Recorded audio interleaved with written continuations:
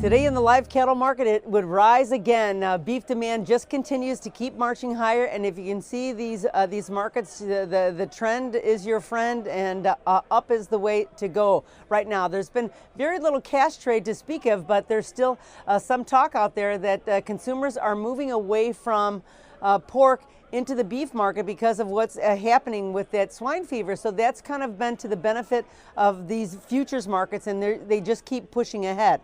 That being said, the feeders slipped a little bit today, so some profit taking pressured some of that market. So maybe the optimism isn't felt by everyone there, or that you're seeing a few traders kind of cautious spreading it over, that we've kind of gotten to an overbought situation, although the market still continues to march higher. So until anything negative really comes about, it looks like that we're going to continue to move there. But the feeders kind of are keeping the beef, complex in check a little bit. There has been, there's been little impact that any of this has actually stopped the market from moving higher. But what we're going to be watching now is there is a winter storm afoot, and possibly some of the weights could be dropping.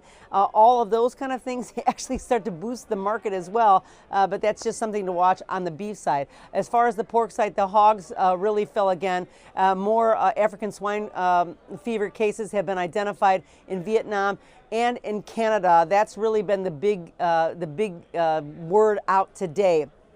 Now, the reality of what's been happening now is actually very clear. The fact that the market is crashing through all these support numbers tells us that everyone is really moving away from any kind of demand for this pork. So the idea that they're killing a lot of the hogs, trying to weed out these African swine fever cases, you would think that it would normally give us a rise in the market or start to boost these prices, but it's kind of working in the opposite effect.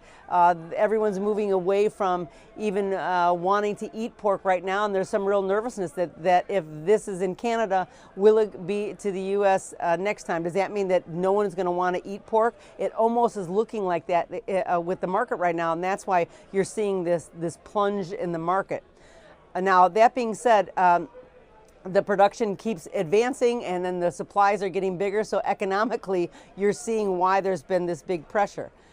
Hopefully, if we actually get any resolution with U.S.-China tariff, I think that could possibly help this market. But as it stands right now, it looks like that there's no bottom in sight.